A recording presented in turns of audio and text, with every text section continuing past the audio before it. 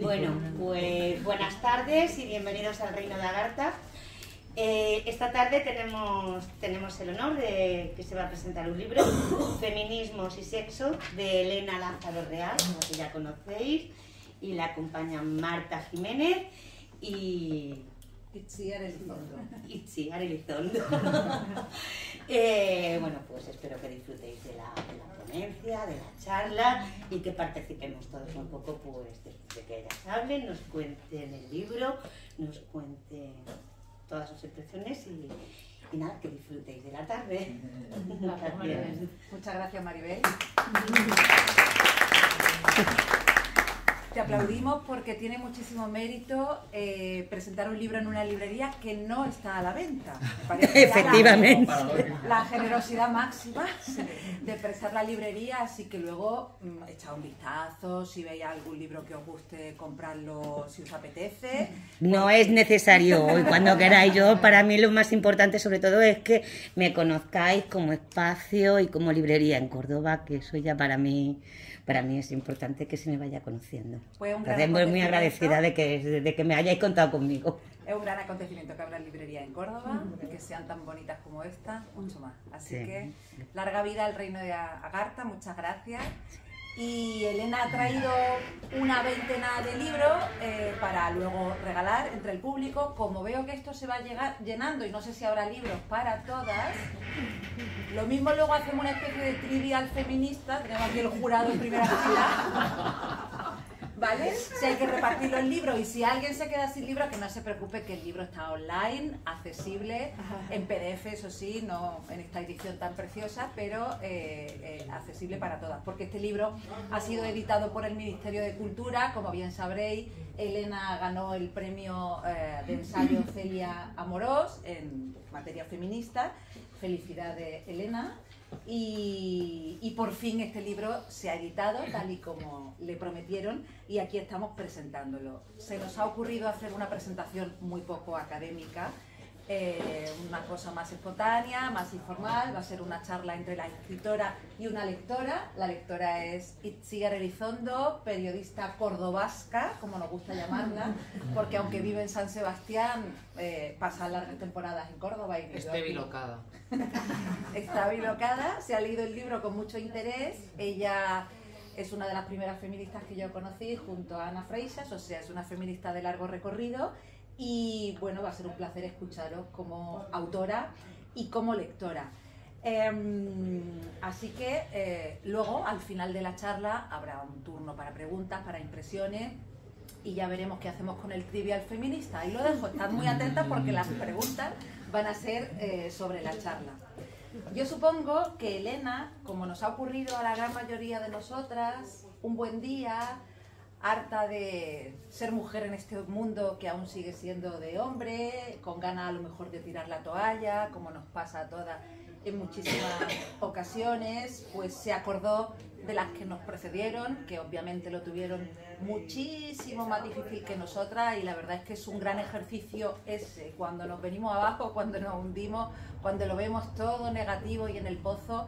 Pensar en los privilegios de los que gozamos nosotras ahora, gracias al sufrimiento, seguro que mucho más grande que el nuestro, de las que nos precedieron, siempre me ha parecido un ejercicio de lo más saludable.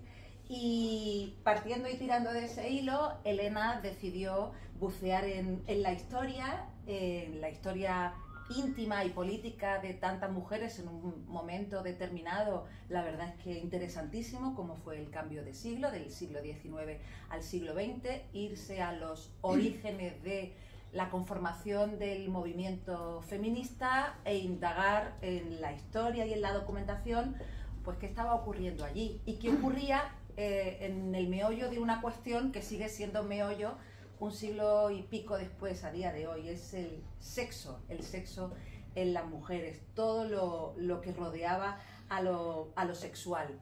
para Elena, que partía de que lo personal es político, dijo algo tan íntimo como el sexo también es político. Vamos a indagar en esto. En el ensayo ha indagado miles de documentos, 1399 para ser exactos.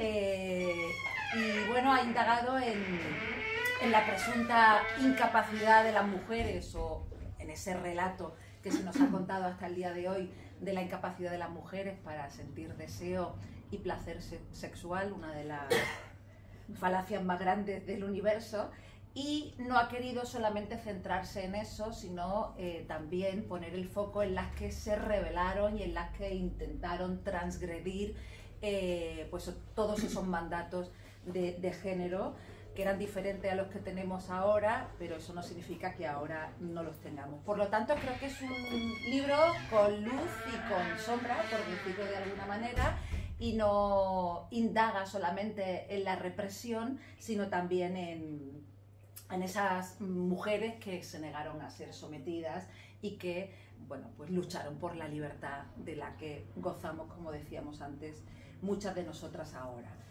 A Elena, pues, ¿qué os voy a decir de ella? Todos la conocéis, es periodista de toda la vida, ahora es historiadora, también divulgadora científica, presidenta de la Asociación Española de Comunicación Científica.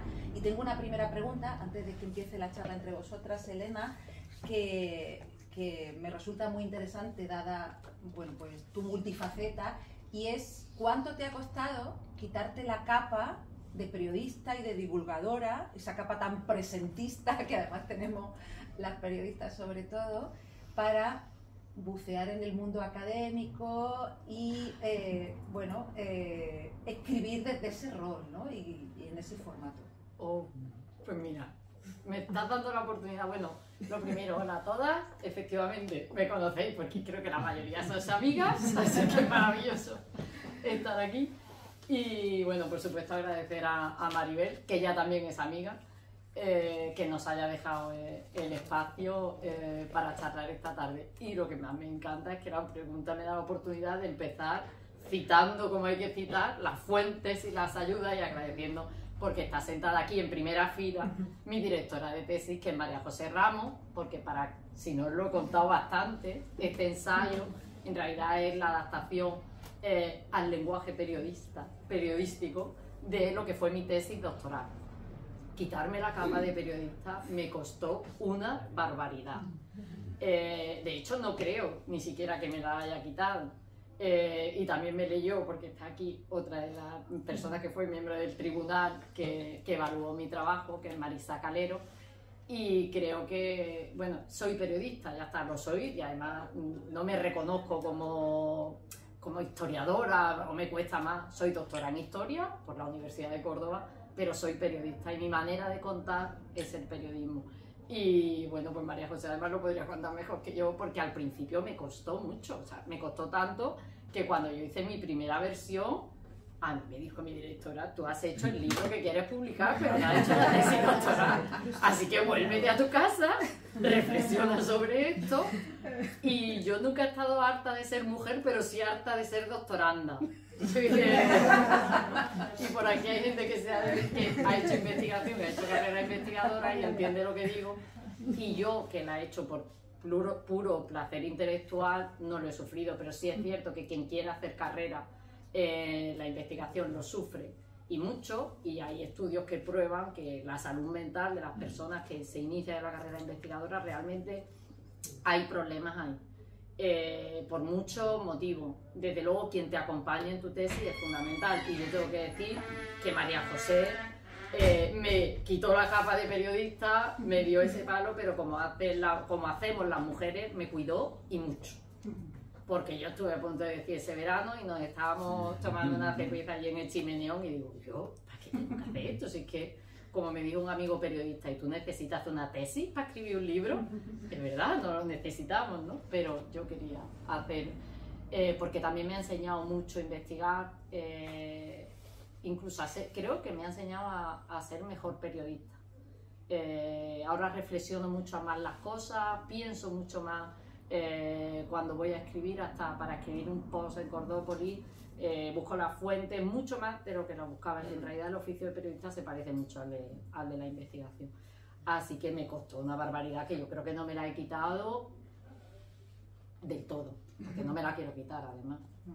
Yo no obstante pienso que está un poco 50-50, o sea, que tampoco, quiero decir, stricto sensu no será, digamos, no es una narrativa así académica, pero tampoco es, no sé, porque yo me esperaba cuando yo empecé a leer tu libro, yo estaba pensando, no sé si es por tu marca última, pero una cosa muchísimo más divulgativa.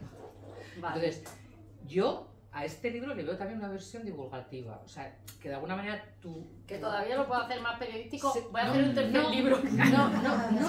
No sé si periodístico, porque sí es periodístico porque se citan muy bien las fuentes, todo eso también, ahí es donde veo yo un poco ese medio camino entre lo académico y también lo periodístico, pero donde vea yo más tu voz. O sea, digamos, ¿me entiendes un poco lo que decir? Yo no sé por qué, yo me hice la idea de que yo iba a ser Elena, Córdoba Ciencia, o sea, divulgación científica, y te digo, no, si esto, hombre, no es académico, no, pero tampoco es un libro de divulgación, y entonces para decirte que todavía puedes hacer otro libro. Pero aprovecho para meter baza en esto, ya que, porque me parece que este tema es un temazo, ¿eh? ¿No debería de haber otras formas más feministas de hacer tesis doctorales? Hombre, eso es posible. Por ejemplo, parece que la divulgación es algo menor, cuando a mí me parece una cosa muy seria y la divulgación puede ser mucho más científica que una tesis canónica. Y de hecho, pienso que otra manera de hacer una tesis doctoral puede ser una praxis feminista la mar de necesaria. Sí, hombre, yo también creo que está cambiando incluso la manera de redactar. Como poco y aquí hay gente que se dedica a la investigación en otras áreas que no son la historia, ni siquiera la humanidad de las ciencias sociales, que estoy viendo gente de áreas de conocimiento muy específicas, más relacionadas con las STEM. Incluso ahora se eligen los titulares de los papers. Hay un poquito con el clickbait, ¿no? Creo que hay que no es la academia como era la academia, por lo menos cuando yo empecé a hacer información universitaria a finales de los años 90, me encontraba gente muchísimo más críptica de lo que me encuentro ahora. Quiero decir, que ha habido un cambio importante, que la academia sigue teniendo un corsé brutal, y esto me da la oportunidad para también, voy a hacer aquí un paréntesis, quedan entradas para las que cuentan la ciencia. Lo digo porque va a empezar con una charla que habla de los corsés, que empiezo yo, y ahí sí hay una versión mucho más divulgativa de todas estas historias que está en las charlas y que está en un blog. Yo tengo que contar que... Lo voy a contar, María José. Cuando empecé, tiene que ver con esto que estamos hablando de la divulgación y con mi oficio de periodista. Yo empecé la tesis doctoral en otra universidad, porque yo en la Universidad de Córdoba soy personal técnico y no quería ser personal investigador en mi propia casa, porque eso a lo mejor me daba problemas. Y empecé en otra universidad con otra dirección. Cuando yo empecé mi tesis doctoral, tú has dicho 1400, estar en los archivos es una cosa divertidísima. O sea, a mí me parece un punto fetichista, pero os lo digo de verdad, coger una carta que había escrito Emilia Pardo Bazán, pues es que eso, yo lo siento, a mí eso me gusta muchísimo, ¿no? ¿Y qué me pasó a mí? Que cuando empecé a investigar, a mirar archivos, hay 1000 historias, o sea, 1000 historias, cada uno de esos documentos tiene una historia que contar. Y entonces cuando empecé la tesis en otra universidad, yo tuve que abrir un blog, porque yo cada vez es que si no se me iba el tema de la tesis, yo necesitaba escribirlo, soltarlo y ya seguir la investigación. Y a mí, mi anterior directora de tesis me riñó y me dijo que si yo estaba loca, que por qué estaba regalando las ideas. Hola, yo llevo aquí un cuaderno que lleva el logo, o sea, el lema de mi servicio, compartimos conocimiento, y yo no entiendo otra manera que generar conocimiento que compartirlo. Ya no me dirigió la tesis, esta vez me vine a mi casa, que es una universidad estupenda para hacer investigación, a pesar de todas las cosas que pueda tener. Bueno, o sea que te riñó. La anterior sí, pero ya no estoy con ella. Es que creo que tiene otro libro, el proceso de escritura de la tesis de Elena. Tesis con divorcio y todo. De la... Ostras, que estamos grabando ya. Bueno, sigamos, porque es que, bueno, aquí hay mucha tela de cortar, pero quiero avanzar y meternos de lleno sí. en el tema del libro, Feminismos y Sexo. ¿Cuánto de importante creéis las dos que es ir a los orígenes y saber cuánto padecieron nuestras tatarabuelas y cuántos caminos abrieron también nuestras tatarabuelas? Bueno, yo lo primero que tengo que decir es que en la primera parte del libro yo decía, yo solo estoy escuchando a los tíos, o sea, ¿dónde están ellas? ¿No? O sea, el mundo, la medicina, todo el mundo hablaba por ellas y ellas no estaban ahí, ¿no? Entonces al final voy como, ya me divierto más en la parte final, que está muy guay, que es mucho más, pues desde que el momento que hay pues la sociedad de masas, todo el tema del espectáculo, todo el tema de las revistas, todo eso está muy bien. Entonces yo pensé, jolín, es que el paraíso verdaderamente de una investigación académica feminista sería tener fuentes, o sea, testimonios directos, cartas de mujeres, yo qué sé, ¿no? O sea, diarios y tal, porque claro, eso sería ya, porque ahí hay una subtrama de la vida de las mujeres que no llega, digamos, al espacio público y que no tenemos eso, ¿no? Yo además siempre me acordaré, bueno, uno de mis libros fundamentales, bueno, yo leí en los años 80 un libro de monjas lesbianas en el convento, que me pareció una cosa que a mí me abrió muchísimas cosas en la vida, y digo, jolín, yo que tenía una imagen de las monjas, en fin, que las había sufrido, que digo que habrá guays, habrá monjas guays, pero yo no las disfruté, y de repente, entonces cuando tú tienes acceso a documentos en primera persona o cartas de mujeres, hay muchas cartas, yo que sé, de estos amores bostonianos también que se hablaban del siglo XIX, entonces dije, jolín, qué pena, porque yo estoy viendo aquí que todos son testimonios de médicos, de pensadores y tal, que están hablando de las mujeres y no veo a las mujeres, ¿no? Hasta que hay un momento en que por alguna sentencia judicial empieza como a aparecer, y claro, estamos hablando, por ejemplo, el capítulo de las histéricas, ¿no? Es terrible, ¿no? O sea, es decir, qué perversión, porque además dices, bueno, que la religión piensa lo que quiera, pero ya cuando la ciencia, que es la esperanza, ¿no? Laica, sentencia de una manera tan religiosa y tan absurda y tan patética, digamos, las enfermedades de las mujeres, y todo lo relacionan con una visión de la mujer hiperpatriarcal, dices, joder, entonces... no sé qué te iba a preguntar.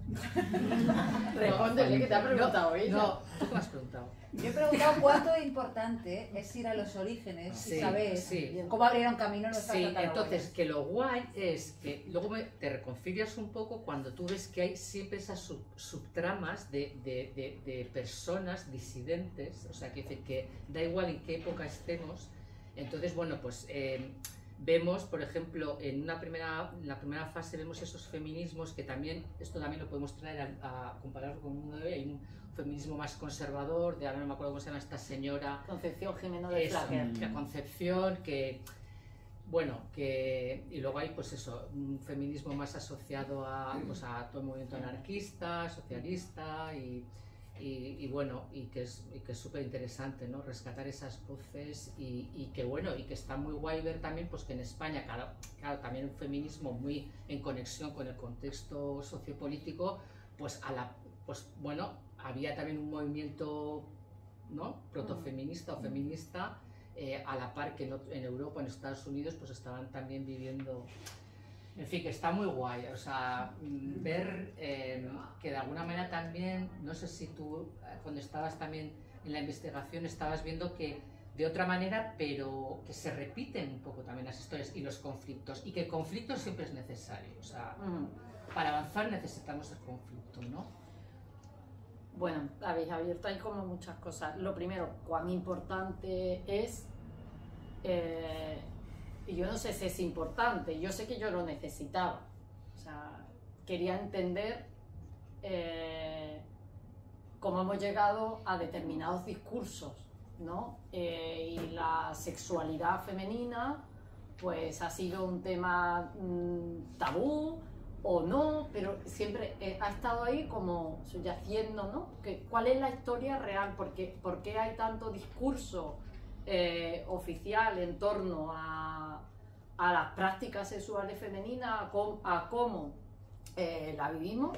Y quería saber si realmente ese discurso, porque era real o como práctica, ¿no? O sea, me interesaba eso, decía, es imposible, o sea, me da igual que a mí me digan que las señoras del 19 eran señoras frígidas, estrechas, que no disfrutaban de su cuerpo, porque es que me parece increíble, o sea, no me lo trago, es imposible. El deseo sexual es algo natural, entonces es imposible. ¿Cómo vivieron ellas? Y ahí es donde empieza la historia. Esa historia, a ver, a mí me interesaba mi trabajo previo historiográfico, por decirlo de alguna manera, la investigación previa, también acabó en un libro de divulgación, que es Pío del Río Ortega, un científico en el armario. Y claro, ya hice una historia de un personaje. Es muy fácil rastrear una historia de un personaje, dentro de que conseguí, bueno, la historia de Pío del Río Ortega que yo recupero no es su biografía oficial, es su biografía científica, está ahí, pero esa estaba contada, es su biografía personal, porque lo que hice con Pío del Río Ortega es, bueno, pues contar su historia humana, su homosexualidad y narrar cómo él vivió esa pareja. Pero en cualquier caso, decías tú lo de la fuente, es mucho más fácil encontrar pues testimonios de personas que han sido pues, 4 veces candidato al premio Nobel. Es que este hombre hizo cosas muy importantes, entonces es fácil. ¿Qué pasa cuando dije, pues yo voy a hacer investigación histórica de verdad? Sí. Y para mí la investigación histórica es la historia social, porque yo qué sé, alguien podrá hacer la historia de Messi dentro de muchos años porque habrá muchos testimonios, pero quien vaya a hacer la historia de Elena Lázaro le va a costar, ¿no? La historia no de una persona, sino realmente de las personas, de los colectivos, de cómo eran realmente las señoras del cambio de sí. Eso era lo que me interesaba. Eso es porque yo ya que me iba a complicar la vida, además decidí complicármela mirando temas relacionados con las prácticas sexuales, que si hay poco testimonio, pues imagínate qué testimonio va a haber de cómo se lo montaban las tatarabuelas. Eso era complicarme la vida y eso era lo que me gustaba, y esta es la dificultad. La historia de la sexualidad femenina está en el ámbito anglosajón trabajada, pero ellas escribían, o sea, en la cultura protestante y demás, es más habitual encontrar el diario. Sí, eso es verdad. Nuestra cultura católica, pues ha huido un poco, no hay tanto diario, por lo menos es mucho más complicado. Y las cartas, más de confesor. Claro, más de confesor, entonces no tiene diario. Dejad todos los rastros que podáis materiales, por cierto, si dentro de 100 años alguien... Es que tengo un amigo que no sé si ha venido, Paco Paño, que hablábamos de esto el otro día, y Paco guarda todas sus agendas, hasta las cuentas de se ha tomado una cerveza contigo, Octavio lo guarda, y entonces me tomo una cerveza y hablamos de tal. Os digo una cosa, entre Octavio Salazar y Elena Lázaro ya hay rastro de esta ciudad y de este tiempo. Bueno, pero quiero decir que las fuentes eran complicadas. Entonces, encontrar las voces de las mujeres sí que era importante para mí, y sí que traté de que estuvieran, evidentemente. Es mucho más fácil encontrar qué pensaba Gregorio Marañón sobre la sexualidad femenina que lo que pensaba pues la mujer. Entonces, ¿cómo rastreé yo el testimonio? Por un lado, bueno, la investigación tuvo una parte de discursos y otra parte de práctica. Los discursos oficiales de la medicina oficial están publicados y demás. Era fácil, bueno, pues rastrearlo. El discurso de las mujeres que pensaron sobre estos temas es un poco lo más arqueológico que yo he hecho, porque la sexualidad femenina no estuvo en los temas de la agenda feminista de cambio de siglo. Eso llegó mucho después, ¿no? De hecho, llega a finales del siglo XX, ¿no? En la tercera ola del feminismo, en la que realmente habla abiertamente de liberación sexual. Pero a mí también me costaba trabajo entender, porque además las olas del feminismo no es que una ola pasa, se acaba, ahora hay un desierto y nada, sino que van arrastrando al momento de pico, ahora estamos en la cuarta, pero la cuarta ola trae todo lo que trajo la tercera, ¿no? Entonces yo quise mirar eso y miré en los escritos de teóricas feministas españolas, que era otro tema que me interesaba, ¿sabes? No me creo que tampoco estuviera lo del atraso español, también tiene mucho de mito y de bulo. Por ejemplo, el atraso científico no es real, nos creemos todas las leyendas que cuentan sobre nosotras, ¿no? Entonces, bueno, pues busqué los testimonios de ellas, que ahí está la Concepción Jiménez de Flaquer, Teresa Mañé y demás. Y otras que he descubierto después y no están ahí y que creo que dan para contar mucho más. Y luego estaban las señoras anónimas, las Elena Lázaros, Icíar y Marta, que cómo lo hacían, cómo se lo montaban, cómo vivían realmente su sexualidad. Porque según el médico, ella era nada más que para tener hijos. Y ya se acababa, o sea que no tenía relaciones sexuales antes ni del matrimonio ni después de tu menopausia, se supone. Bueno, esto de la menopausia, por cierto, lo sigue pensando mucha gente en el siglo XXI. Lean a Ana Freisas.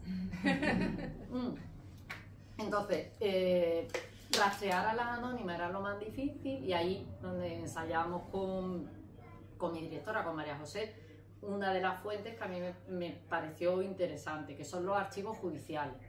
En lo que eran los sumarios de las casas, en el relato de los hechos, estaban los testimonios de las mujeres.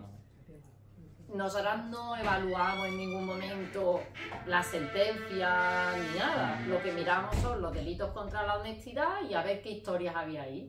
Y hay historias de violencia, que hay una, que esa la tengo que recuperar, que la encontré en el archivo de aquí, de una criada de Iznájar. Bueno, pues es la versión de la manada en el siglo XVIII. Pero además al final ella acaba pidiendo perdón porque dice que ellos son gente de buena familia y que a lo mejor es un caso como muy llamativo. Entonces encontré historias de violencia, pero también encontré historias de muchas mujeres que vivían absoluta y libremente su sexualidad y como era, o sea, el relato, por ejemplo, el tema de la corrupción de menores es un delito que se denunciaba mucho cuando el hombre luego no se hacía cargo de la criatura. O sea, le denunciabas después los años que te has pasado con él y en el relato que hay de que realmente hay unas relaciones consentidas y de igual. Lo que pasa es que luego hay un delito de desatención a la mujer. ¿Qué me encontré? Que fueron mucho más libres de lo que nos han contado, evidentemente. Y luego está el caso de las artistas, que es maravilloso, que son las artistas de principios de siglo, de las variedades y demás, que hablan mucho más libremente, de hecho llegan a exagerar mucho el relato, porque todas parecen que han enamorado a un príncipe que se las va a llevar y demás, pero que ellas no, que siguen actuando. Eso, y luego toda la parte de la tecnología, lo de los vibradores. O sea, la parte de los vibradores, eso quiere decir que hay una sociedad ya receptiva. O sea, a mí una de las cosas que me chifla es ver que siempre, es decir, el capitalismo, o sea, la sociedad de consumo siempre, o sea, para obtener beneficios, o sea, siempre quiebra un poco el orden. O sea, si me tengo que cargar un poquito el orden moral para sacar beneficio, pues me lo cargo. Entonces, quiero decir que es que cuenta Elena que era una práctica habitual tener en casa, en el baño y tal, vibradores, un vibrador. Son vibradores para los problemas de las mujeres. Para los problemas de las mujeres Era como se vendía. Pero esto es una teoría que yo lo que intenté fue comprobar una tesis que planteó una autora americana, Rachel Maynes, a la que se lo rebatieron muchísimo y le dieron argumentos de que había falseado datos y demás. Le discutieron, ella hizo La tecnología del orgasmo, se llama su libro, que es la que, porque ella hacía historia de la tecnología y de pronto ve que en la medicina vibratoria hemos descubierto la electricidad y de pronto pues los vibradores servían para todo, nos iban a curar todo, ¿no? Y claro, esta mujer se da cuenta de que, ostras, pero que hay aquí, luego está, habéis visto algunas la película Histeria, ¿no?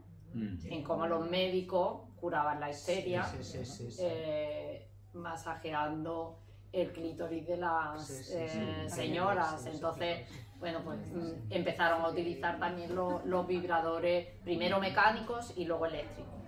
Entonces yo lo que quise es comprobar si en España esa tecnología estaba y se vendía, y sí que se vendía, sí que se vendía. Además, de hecho está citada la crítica Rachel Meiner y bueno, pues evidentemente no te lo vendían como, ¿cómo se llama la marca esta ahora? Las de plátano, no, joder, qué bien que puestas estáis todas, ¿no? Estas que son muy divertidas, de plátano, banana, estas que son muy...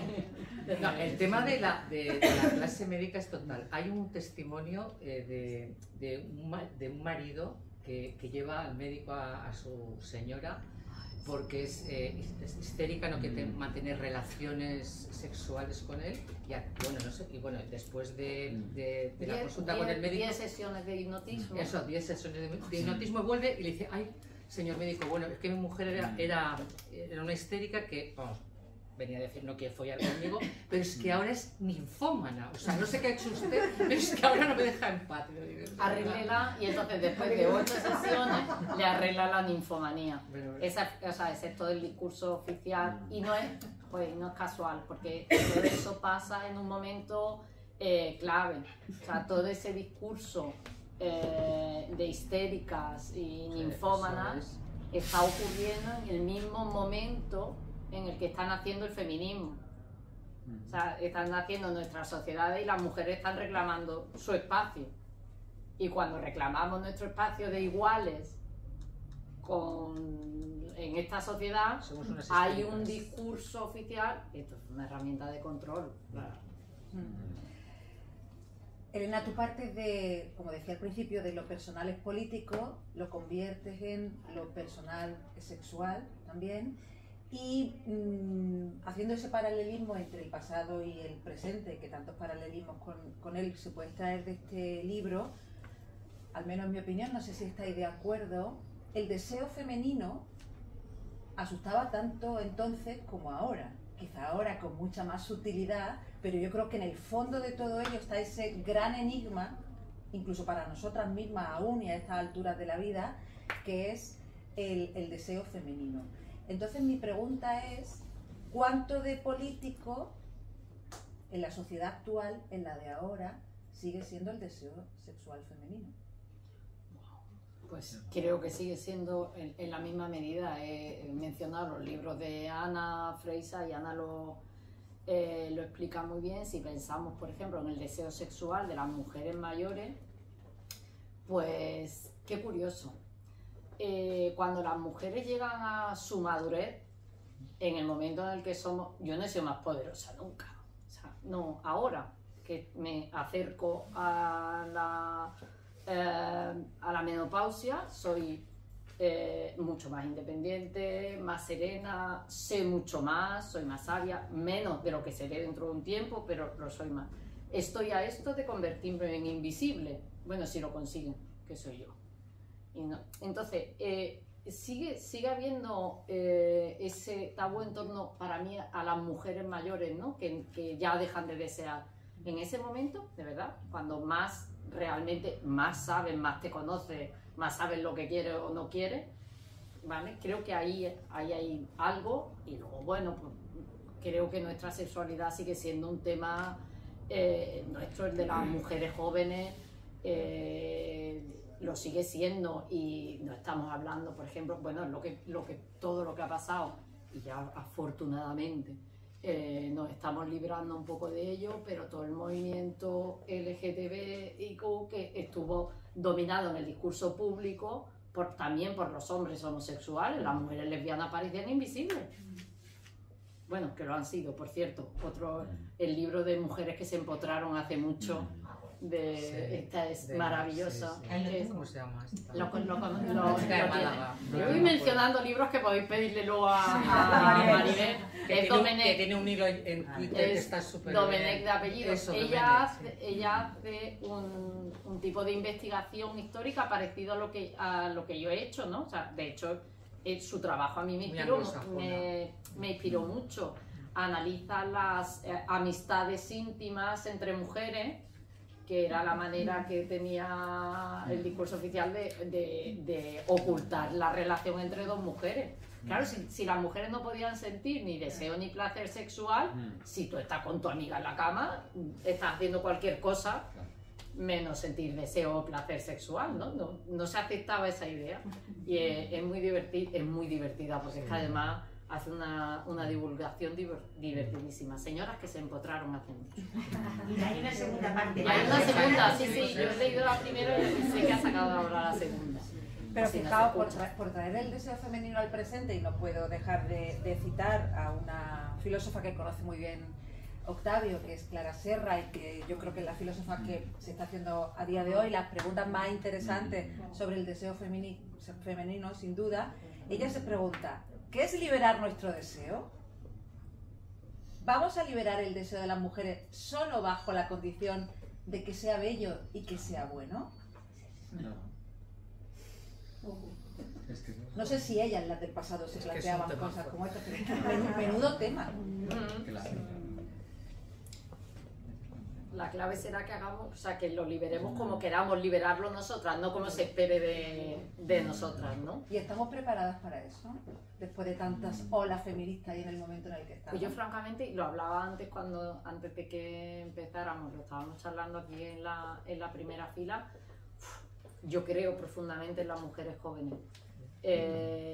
Las escucho reflexionar sobre este y muchos otros temas y las envidio muchísimo. O sea, yo no tenía las cosas ni la cabeza tan bien amueblada como las tienen las mujeres de ahora de entre 20 y 30 años. Yo aprendo de mis hijas, aprendo de mis compañeras que son más jóvenes que yo y las escucho muchísimo, igual que escucho a las mayores. Creo que mi generación hemos estado un poco más perdidas y están por aquí mis amigas de toda la vida. Sí, yo también lo veo así. Yo, por ejemplo, el otro día le comentaba a Marta que yo veo la generación de mis sobrinas y tal, es que prácticamente dice, yo es que todas somos bisexuales. Bueno, eso sí. O sea, que decir, Eso a ver, sí. es decir, yo tengo mi novio, pero sé que podría tener una relación. A ver, mis otras sobrinas tienen novio, dicen, pero yo perfectamente podría tener una novia. O sea, ha pasado así. Entonces, quiero decir que. Tienen menos miedo. Sí, tienen menos miedo. Mucho menos miedo, porque creo que el sexo, pues imagínate, la señora que yo me encuentro en los libros que han vivido, ¿no? En los sumarios, han vivido más o menos libremente, pero vivían con la culpa, ¿eh? O sea, con la culpa y de las gordas.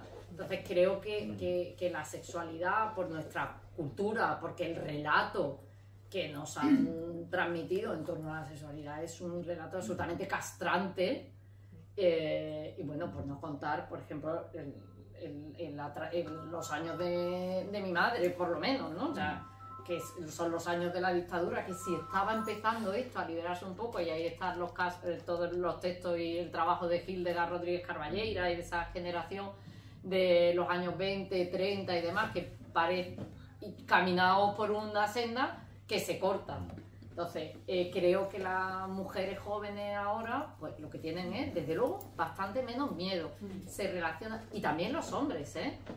O sea, las mujeres y los hombres jóvenes son mucho más capaces de explorar, de vivir con menos drama, todo lo que tenga que ver con su sexualidad, de lo que por lo menos las que éramos jovencillas en los 80, 90, yo creo incluso que hubo años antes que fueron bastante más libres, aunque fueran por el escopetazo de salir de la dictadura, ¿no? Creo, pero esto es una percepción. Sí. Y también solemos romantizar mucho desde el presente. Sí, eso es, hombre, idealizar el pasado como idealizar otras situaciones que viven otras mujeres. Yo estoy hablando, mi trabajo es un contexto muy concreto, ¿no? Que es este país, es esta época, y ahora mismo estamos hablando de nuestro entorno. Hablemos de cómo viven sus vidas mujeres de otros lugares, con otras realidades, y veremos otras situaciones muy diferentes, evidentemente. Sin duda, a mí todo eso siempre me hace pensar que qué suerte tengo que esta lotería me haya tocado vivir aquí y ahora, porque no me gustaría vivir en ningún otro lugar. y desde luego en ninguna otra época. Esto de viajar al pasado, por muy apasionante que sea la época, tenía muchos menos derechos. Ya, pero luego siempre hay espacios de autoridad femenina. Yo, por ejemplo, me imagino que más de una conoceréis, yo estoy enganchadísima, que ahora ya lo han dejado porque están terminando su tesis, el podcast Las hijas de Felipe, y eso es una maravilla, o sea, es una maravilla ver los conventos, o sea, todo lo que te ha pasado a ti, seguramente ya le ha pasado a una persona del siglo XVI o XVII y era monja. Ya, pero tenías que vivir en un convento. A ver, sí, que no quiero generalizar, pero pagar un precio, pero que es obviamente, claro que vamos, afortunadamente... Porque habláis en pasado, el otro día hablábamos sobre quiénes están en los conventos ahora. Ya, o sea, son mujeres, avanzamos, pero otros países son mujeres migrantes que están viendo como espacios seguros y de tranquilidad los conventos. Esto sí que es para mirárselo. Total. Pero bueno, suelen ser muy pocas. Sí, pero que bueno, que siempre hay conventos enormes con 4 o 5 monjas. Espacios de fuga en diferentes épocas de la humanidad, entonces bueno, hombre, en su conjunto, claro que vamos avanzando y... Bueno, una última pregunta y ya doy paso al público, que creo que está deseoso. Y luego al trivia. Porque, Elena, yo de verdad que te aplaudo muchísimo. Nosotras que somos de la rama fresca del feminismo, que esto de la lágrima y el victimismo, en fin, no nos gusta nada, ¿no? A mí que hayas puesto el foco no solo en las que reaccionan, sino en las que no fueron... En las que accionan, las que no fueron cobardes, las que fueron valientes, etcétera, que esa valentía tiene mucho más grado de valentía cuanto más nos vamos atrás en el tiempo. ¿Tú dirías que el relato feminista, o la historia, mejor dicho, del feminismo en este país se construye desde la reacción o desde la acción? No te entiendo. ¿Cómo que?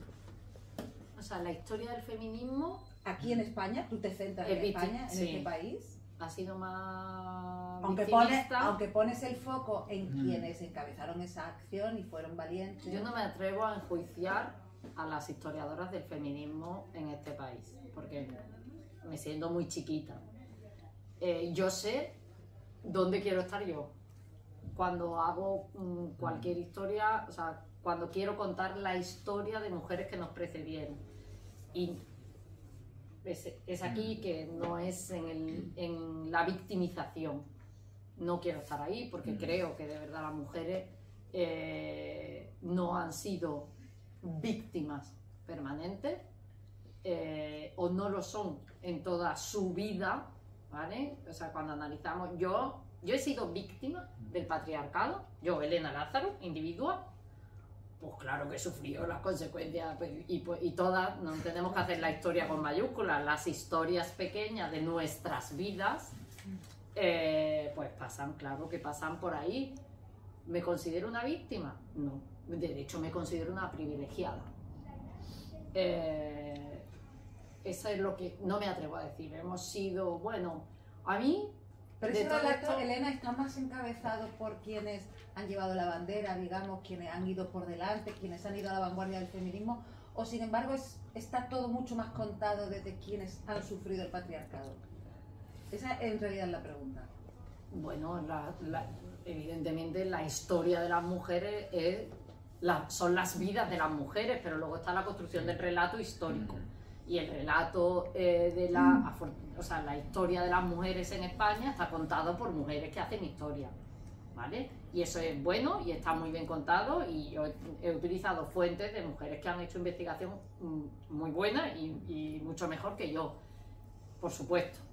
Ahora bien, ¿me siento cómoda con la oficialidad del discurso feminista? No.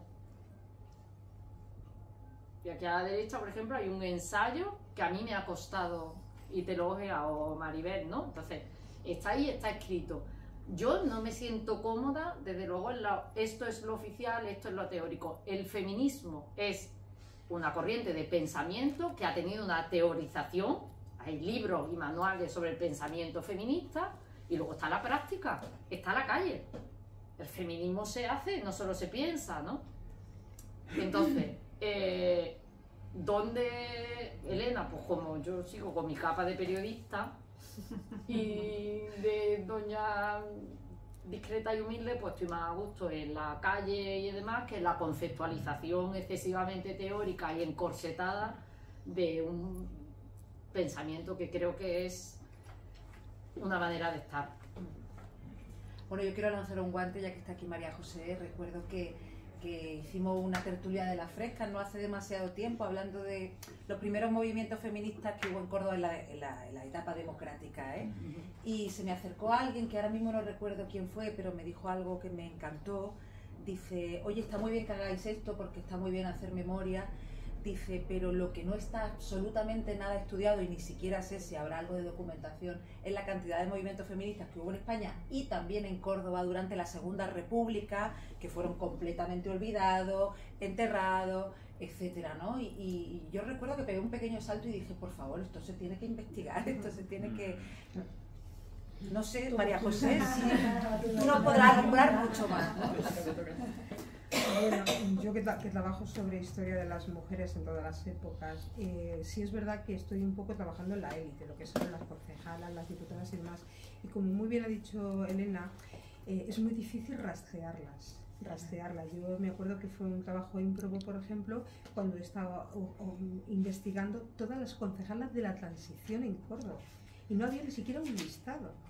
Qué fuerte. Entonces, a mí me ayudaron mucho la red de chicas. Fui al sindicato de comisiones obreras y dije, mira, tengo este problema y yo voy a investigar sobre mujeres.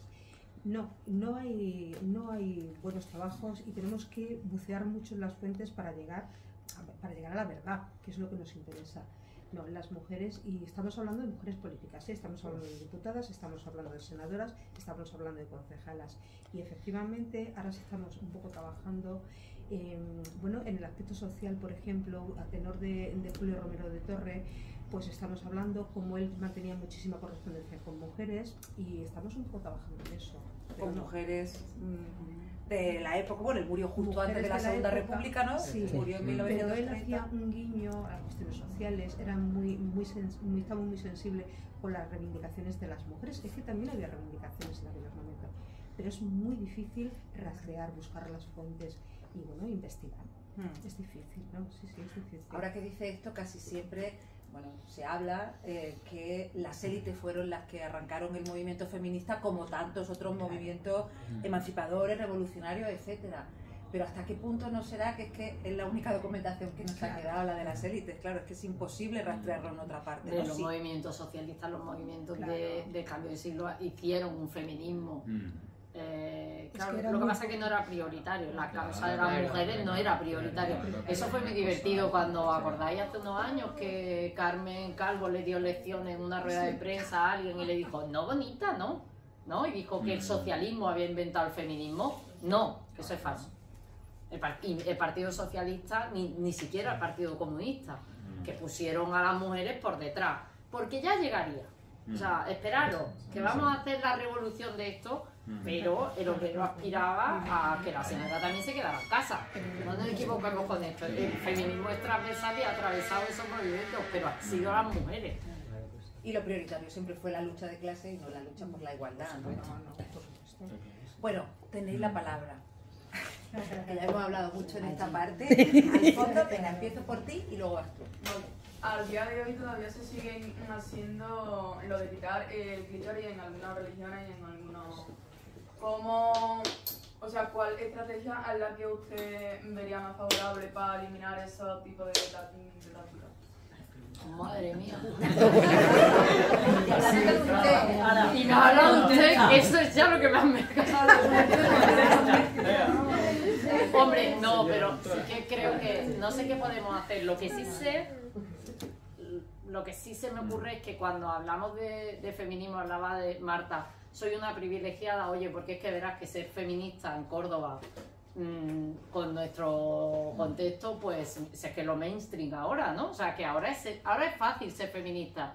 Ser feminista cuando Marisa lo era y 4 iban a las manifestaciones del 8M, ya era más complicado. Pero es que ser feminista en determinados países y en determinadas culturas es difícil. ¿Qué tenemos que hacer? Apoyar a las mujeres. Apoyar a las mujeres de esos contextos. a las pocas que se atreven a abrir esa causa. Y hay muchas mujeres en el contexto islámico que realmente alzan la voz, pero ahí no nos queremos meter.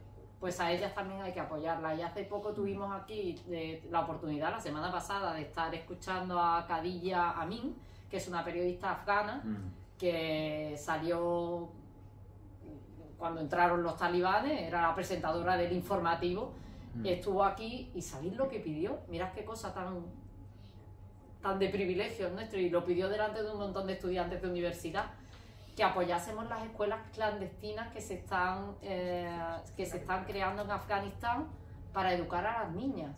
Pues como ya no pueden estudiar, hay ONGs que están montando escuelas clandestinas. Se lo estaba diciendo a estudiantes de máster de la Facultad de Derecho, ¿no? Que la escuchaban como, ostras, es que es un privilegio estudiar para algunas mujeres. ¿Qué podemos hacer? Evidentemente, bueno, en nuestros contextos, nuestro Estado eso está penado y perseguido. O sea, si alguna persona, porque su religión o su cultura le dicta extirpar un clítoris, va a la cárcel. Eso nos gusta, vivir en un Estado que eso lo penaliza. Pero desde luego creo que apoyar la lucha de las mujeres de otros contextos y de otras realidades es fundamental. Y a veces no hay que irse a ningún conflicto bélico, a lo mejor basta con que miremos a las mujeres migrantes que están aquí. Sí. Había otra mano por allí. Hace un momento mencionabas que existe un feminismo de manual, un feminismo teórico que se ha ido construyendo con el tiempo, que a lo mejor no es el discurso de la calle, ¿no? Que una cosa es el feminismo que se piensa y luego el feminismo que actúa. Pero partiendo de la idea de yo pienso, luego existo, ese feminismo de la calle que actúa, que es distinto al feminismo teórico, ¿no? También nace de otro pensamiento, ¿no? Un pensamiento que está lejano de los manuales, lejano del mainstream, que nace aparte. ¿Eso significa que realmente hay dos feminismos o múltiples feminismos, o que luego las batallas y las marchas realmente tienen varias líneas? No sé si es uno que luego se come al otro, uno que asimila al otro, o en cada ola pasan cosas. Es que yo creo que el feminismo es diverso, que siempre lo ha sido, por lo menos lo que yo me encontré en señoras que pensaban la libertad de las mujeres desde mundos muy distintos, desde contextos, y además proponían soluciones distintas. Y a mí me parece maravilloso. A mí me parece maravilloso que existan esos feminismos diversos. Es que otro movimiento, que otro pensamiento es capaz de convivir así. Porque casos aparte o ruido aparte que hayamos tenido en el último año, yo iba en la manifestación del 8 de marzo en Córdoba, es verdad que en Córdoba, no en otra, y íbamos todas mezcladas. Bueno, no pasó nada, o sea, no pasa nada, podemos pensarnos diferentes y luego ir a tomarnos una caña, y no creo que ningún feminismo tenga que, espero que al final lleguen al entendimiento. Concepción Jimeno de Flaquer se tiraba pullas con Teresa Mañé, anarquista, Concepción Jimeno de Flaquer, católica, liberal, absoluta y demás, pero defendía la educación de las mujeres y abominaba de los matrimonios de conveniencia. Decía que eso era una esclavitud, y ese era su contexto y su realidad.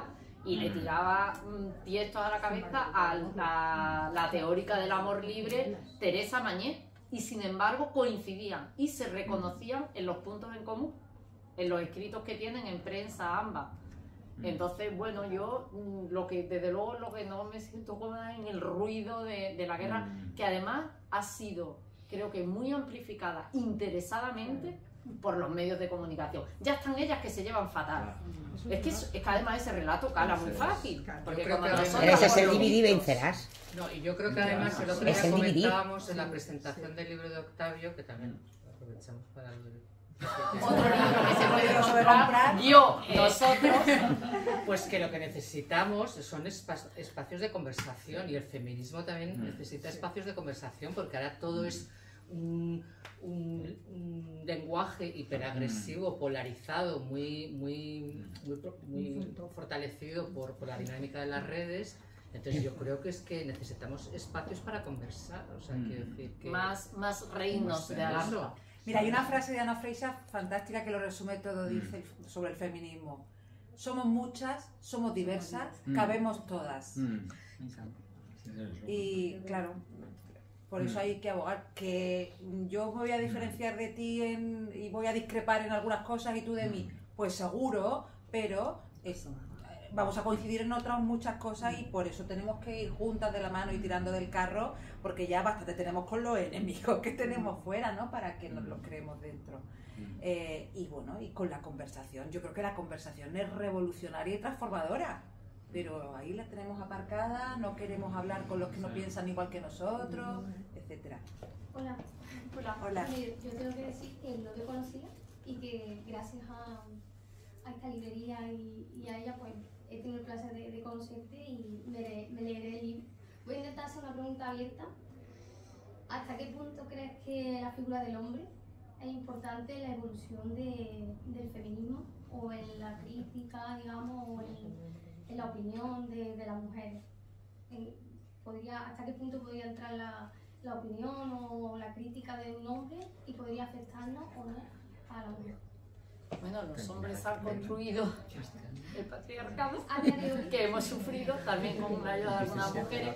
Creo que en este tiempo, evidentemente, la alianza de los hombres resulta fundamental. O sea, nos vamos a transformar el mundo juntas, o sea, hombres y mujeres.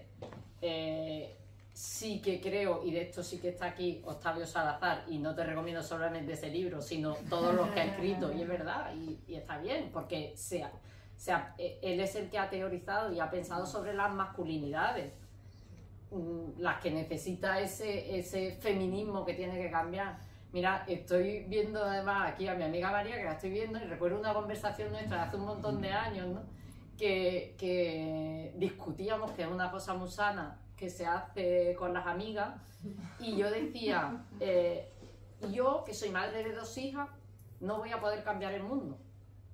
Tú que eres madre de 2 hijos, vas a poder cambiar el mundo. Porque cuando cambien los hombres, o la manera en la que también los hombres han sido obligados a ser. A mí me gustó muchísimo el otro día escuchar a Octavio, ¿no? Cuando reflexiona, a mí escuchar a hombres que dicen, joder, es que a mí me han dicho que tengo que ser un machote, que los niños no lloran, ¿no? No lo dice así, Octavio lo teoriza mucho mejor que yo, pero es así, ¿no? Tienes que ser este tipo de hombre. Y eso es agotador también para ellos. Entonces, a tu pregunta, ¿qué papel creo que han jugado los hombres en el feminismo? Más bien, ¿qué papel desempeñaría ahora para poder sí avanzar en el feminismo? O para bueno, que el feminismo no los ha necesitado, está bien que nos acompañen, pero creo que el feminismo se va a seguir construyendo o siendo liderado por las mujeres, porque bueno, cuando lleguemos y alcancemos la utopía no hará falta, ¿vale? ¿Qué queremos que pase con el feminismo? Que desaparezca. ¿Por qué? Porque no será necesario, no se supone, pero bueno, el feminismo es mucho más amplio que... Yo también te he preguntado porque mi pareja me apoya muchísimo y siempre he estado también en las manifestaciones y tal, y me pasó que en una manifestación de aquí de Córdoba, pues un grupo de mujeres lo echaron de lo que era donde íbamos. No somos esas feministas. Nosotras no odiamos a los hombres. Yo no odio a los hombres. De hecho, me gusta mucho uno que está ahí al fondo. O sea, no odiamos a los hombres, son nuestros. Me interesa también saber eso, qué tipo de feminismo es del que estamos hablando. Entonces, también me gusta. Los feminismos son muchos. Desde luego, yo no odio a los hombres. A mí no me gustan nada las personas que no son feministas y me da igual el género que tengan, ¿no? Sí. O sea que el otro día precisamente en el libro de Octavio, en la presentación del libro de Octavio, hablábamos cómo esta reflexión sobre la masculinidad es una de las consecuencias más interesantes del feminismo ahora mismo, ¿no? Gracias al feminismo me gustaría decir muchos, creo que todavía no muchos, pero cada vez más hombres que se revisan, que se piensan, que se abren, que se expresan de otra manera, que quieren tener otro tipo de masculinidad. Y ese es otro de los muchos logros del feminismo. También hay otra evolución para ellos, creo. Bueno, la gran revolución pendiente es el del hombre blanco, heterosexual, en fin. Sí. Aquí y allí. Venga, Octavio. Bueno, un poco enlazando con la conversación que estabais teniendo, yo creo que, fíjate, una de las claves donde no soy tan optimista como tú lo has sido antes es justamente el terreno de la sexualidad. Es decir, yo creo que ahí todavía los hombres tenemos que hacer un ejercicio muy profundo de revisión, incluso los chicos más jóvenes, porque están reproduciendo determinados modelos que no tienen nada que ver con una sexualidad mucho más empática, ¿no? De reconocimiento del otro, de la otra, y creo que ahí tenemos uno de los grandes escollos por los cuales yo le auguro un gran éxito al lesbianismo y a los vibradores, porque es que entiendo que las mujeres tengáis dificultades para encontrar tíos con los que sea posible establecer un tipo de comunicación, no solamente lo sexual, sino afectivo, ¿no? También el afectivo, ¿no? Y yo encuentro que para muchos hombres, yo creo que ese espacio justamente en la sexualidad es un espacio quizás casi el único hoy donde muchos de ellos se sienten dominantes, ¿no? Y Bueno, donde de alguna manera mantienen un estatus, ¿no? Ahí creo que donde falla la historia, donde tenemos el fallo y donde tenemos que conseguir transformar el sistema es en materia de educación sexual. No es posible que las criaturas estén aprendiendo esto en ese universo maravilloso de pornografía sin medida que es internet, porque dicen, bueno, es que antes también había pornografía, sí, pero lo que no había era un acceso tan brutal y aprendías, nosotros nací en 1975, o sea que mi adolescencia son los finales de los 80, 90, ¿vale? Entonces ahí tampoco había educación sexual, ahí había lo que nos despachábamos nosotras y nos contábamos, o sea, información menos 23, pero lo resolvíamos así. Ahora, con todo lo que ya sabemos y en contexto, ahí sí que me parece un peligro y ahí te doy la razón. Están muy perdidos porque no hay una educación y no hay conversación. Probablemente yo soy optimista porque yo ahí no he hecho un estudio más o menos científico. Hablo de mi percepción y mi percepción es mi contexto y mi realidad y el de mis hijas jóvenes. Entonces percibo eso. Que hay estudios que están, y aquí en la Universidad de Córdoba tenemos un grupo que trabaja muy bien esto en la Facultad de Ciencias de la Educación y de Psicología, que sí están viendo y están preocupadas y ocupadas en resolver, bueno, pues esa repetición de roles que les dice a los niños, que también les exige mucho, quiero decir, porque tienes que estar como 24/7 dispuesto, porque se te presupone un permanente deseo sexual exageradísimo, ¿no? Entonces creo que ahí lo que pues deberíamos de defender todas, sobre todo quien tiene hijos en esa edad, en la infancia y en la adolescencia, es que haya una mayor educación, no dentro del sistema. En realidad la educación sexual se puede dar en casa, que como la volvemos a citar, pues como se ha ido tan lejos a vivir, pues Ana Freisa a mí me lo recetó hace mucho tiempo. Mantén la conversación permanente, y eso es algo que, bueno, que hay que trabajarlo, pero que hay que pedirlo, lo que no puede estar ahora, porque claro, eso a lo mejor lo vamos a hacer determinado contexto, pero a los niños tiene que llegar, y el sistema educativo tiene que ocuparse también de la educación sexual, pero como ahora sacamos el PIN parental enseguida porque creemos que van a atentar contra nuestros principios, pues también es preocupante. Y luego otra cosa que me preocupa, y quería saber vuestra opinión, de Elena, de Iciar y Marta, es cómo yo creo que se está construyendo también un discurso, a mí me parece muy peligroso, ya no desde la ciencia ahora, ni tampoco, claro, desde la religión, sino más bien desde la política y muy especialmente desde el derecho, que es el campo en el que yo me muevo, que me parece un discurso tremendamente represor, sancionador, y que además yo creo que genera incluso planteamientos reactivos frente a avances, por ejemplo, legislativos de corte feminista, ¿no? Entonces yo creo que estamos instalados muy especialmente lo que decíais antes, ¿no? Con todo el tema ese del deseo, los deseos buenos, los deseos malos, todo el tema del consentimiento. Yo creo que ahí nos la están metiendo floja. Pero pon un ejemplo concreto, aterrízalo. Pon un ejemplo concreto, aterrízalo. Habla de lo punitivo, sí, claro, de pedir cadena perpetua volcar para... en todo lo punitivo, ¿no? Todos esos mensajes que a veces en las redes sociales, en los medios de comunicación, ¿no? Qué poca, ¿no? La sanción, el número de meses que ese tío va a estar en la cárcel por una violación, ¿no? Es decir, focalizarlo todo en lo que tiene que ver muy especialmente con la violencia sexual, en ese aparato represivo del Estado, cuando eso a mí ni me parece progresista, ni mucho menos feminista.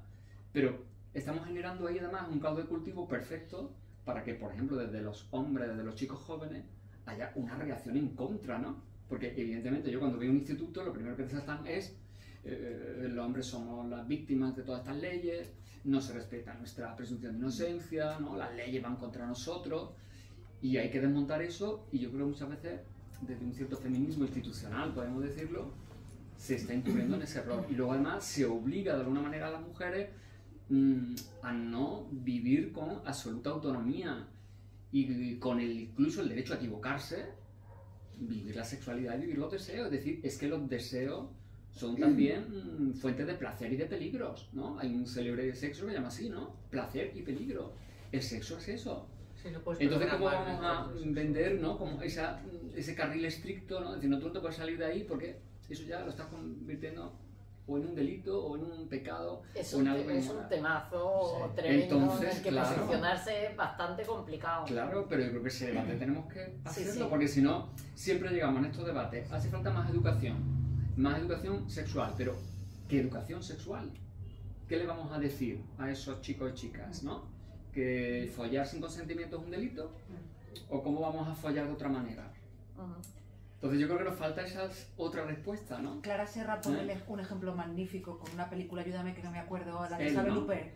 Él, sí. Hay una película de hace unos años Sí. que dirigió, por cierto, el director de Showgirl, Sí. que se llama Él.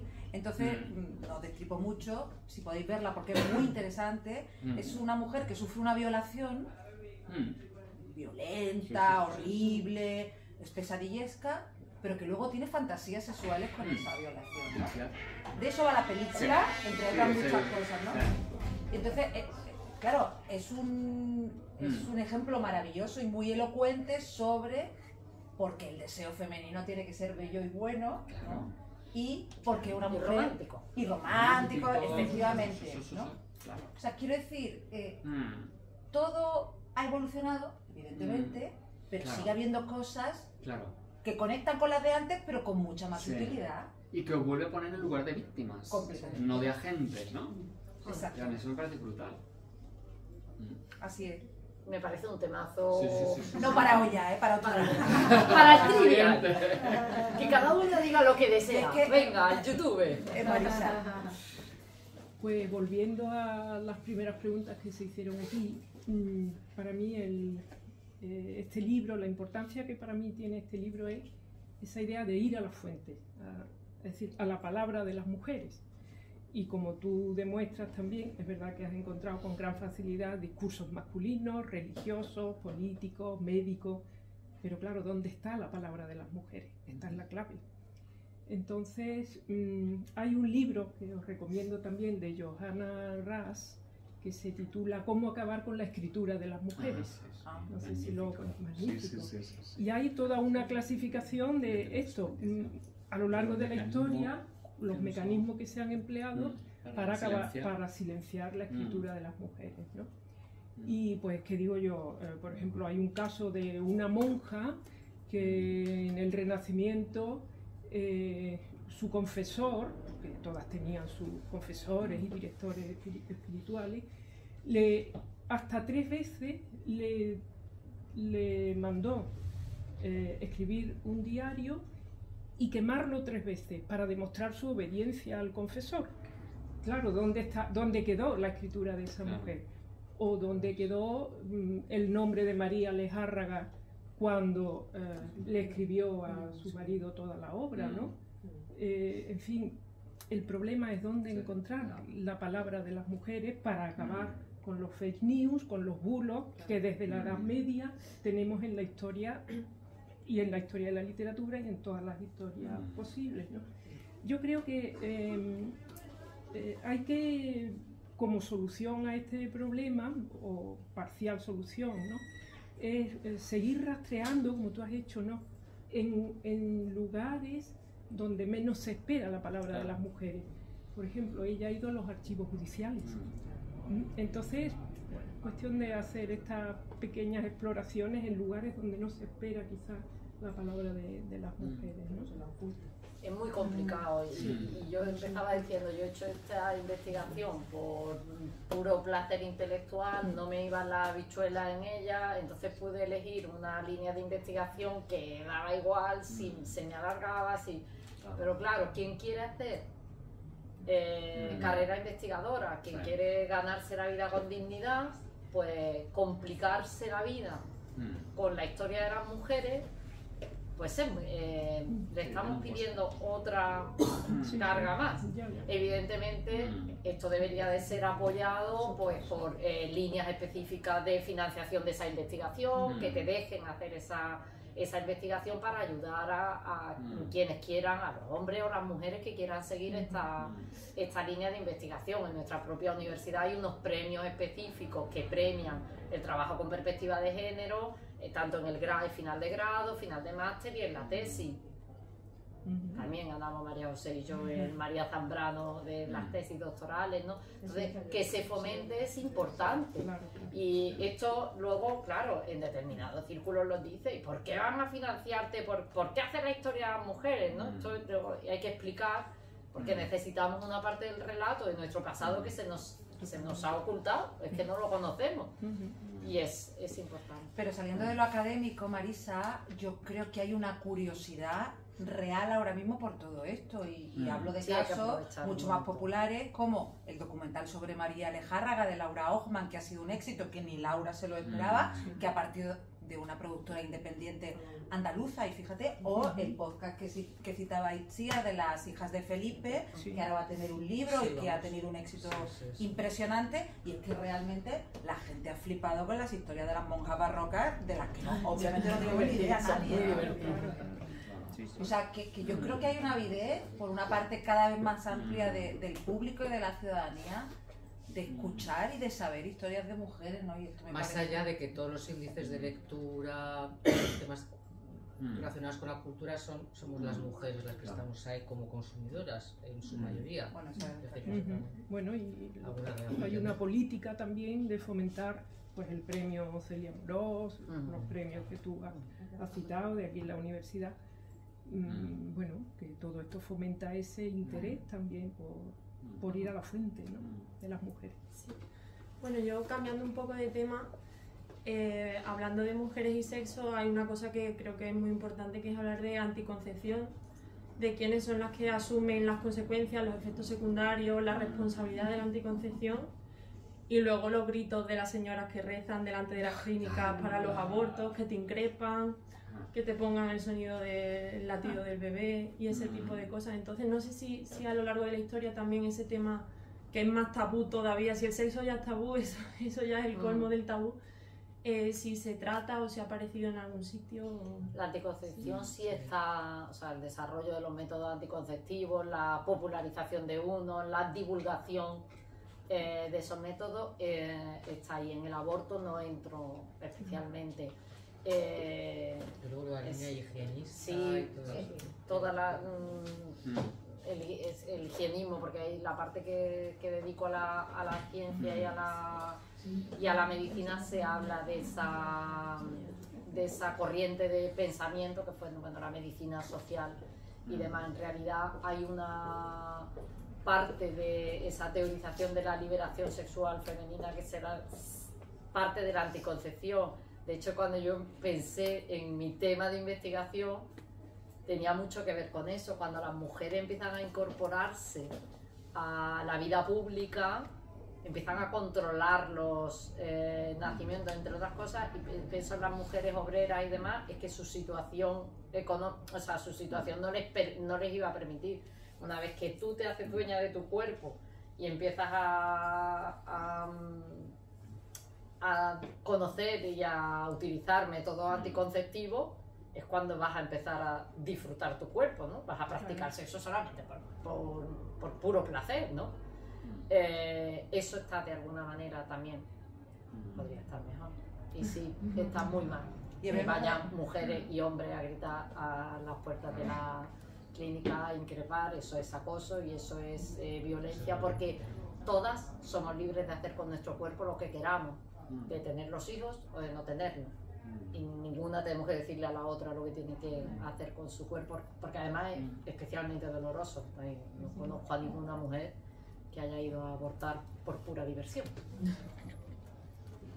Pero se rezaba delante de las feministas antes, hace un siglo, no sé, porque a la pregunta de ella, fíjate, me estaba acordando de Emilia Pardo Bazán, una señora tan católica, y tan feminista y tan separada y tan todo, ¿no? tan deseante. Pero ahora ponen el Pregúntale a Benito. Claro, me acabo de acordar de un libro que se llama Mi Quiño Mío. Lo tienes ahí. Es maravilloso. Es muy divertido descubrir las cartas de Emilia Pardo Bazán a su amante. Pero qué pena que no haya señoras católicas y a la vez tan feministas como lo fue ella, ¿no? Quiero decir que esa dicotomía... Hay mujeres católicas feministas. Sí, pero muy feministas, no sé. No, yo soy la que... Esa es muy feminista. Acaba de decir que es muy feminismo. Ya. ¿Quién decide que es bello? ¿Quién decide que es bueno? Es que lleváis un rato hablando de eso y ¿quién decide que es bello? Yo sí creo que hay feminismo, vamos, de hecho lo hemos hablado en la historia, el feminismo de Concepción Jimeno de Flaquer es un feminismo católico. O sea, ella es católica, de hecho ella escribe los evangelios de la mujer y lo hace desde su pensamiento y su fe también. O sea que sí creo que hay... A ver, entiendo ser feminista siendo católica si eres una católica heterodoxa. Porque una católica ortodoxa, perdonadme, a lo mejor yo soy muy estrecha de mente, pero veo muy difícil que conviva pues un feminismo libre con lo que te diga tu confesor, ¿no? O haciendo... Es que ese tipo de catolicismo tampoco creo que exista, que no estamos comparando a las mujeres católicas del siglo XIX con las mujeres católicas del siglo XXI, creo que no tiene nada que ver.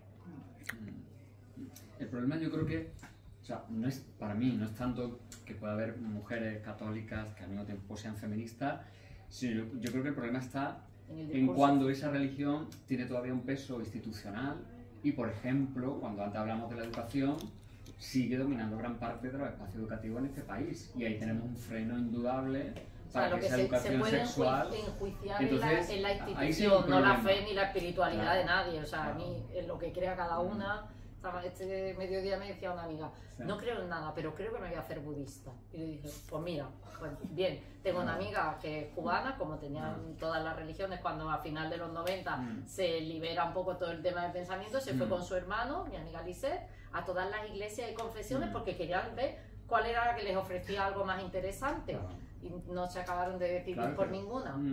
Tiene allí Pablo hace poco ha habido un documento de nuevo del Papa pronunciándose en contra del aborto y hoy veo yo en las redes sociales pues que, por ejemplo, ¿no? la cofradía de la Esperanza Haitiana ha hecho un comunicado manifestándose en contra de la propuesta que va a haber en el Parlamento Europeo próximamente de que el aborto se reconozca como un derecho a nivel comunitario, ¿no?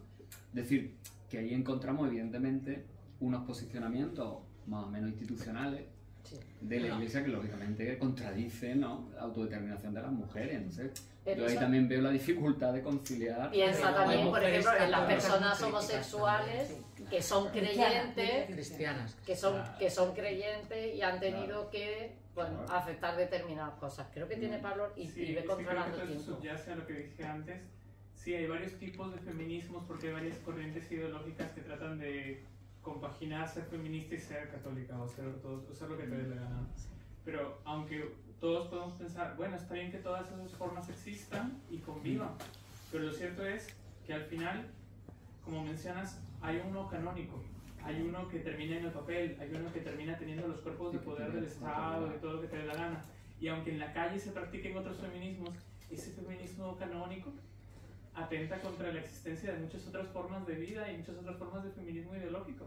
Entonces al final no es tan fácil convivir tantas formas de vida cuando no son todos iguales, porque hay alguien que tiene el poder. O sea, hay que eliminar el canon. Claro.